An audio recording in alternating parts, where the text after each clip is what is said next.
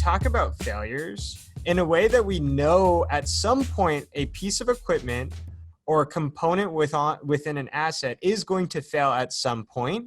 But our job as maintenance and reliability engineers is really to prevent that from happening. How do you showcase the importance of your guys' work, knowing that it is part of a piece of equipment's destiny that it will fail at some point? It puts you into a hard spot, right?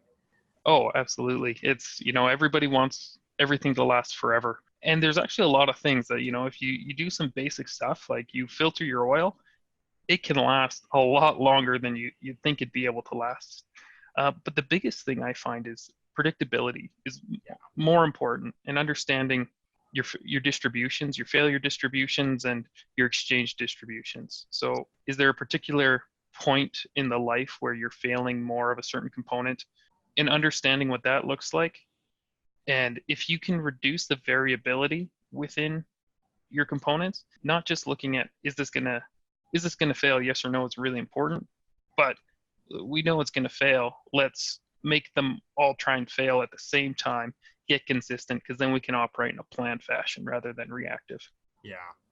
I think you bring up such a good point, Steve, because, I think people typically look at maintenance as just this like very reactive workforce, but I think the goal of reliability is to kind of flip that around, is to create a culture around predictability versus reactivity.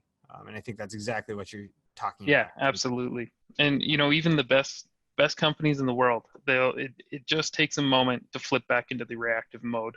It's a comfortable place, particularly for maintenance people. You get rewarded by, something broke down, let's get it fixed quickly, instead of taking that step back and looking at why it failed and understanding that. And that's where reliability needs to step in and say, okay, yes, it failed. Let's take an extra couple hours of downtime, collect some of this data that's been lost, understand why it failed, so then it doesn't happen again.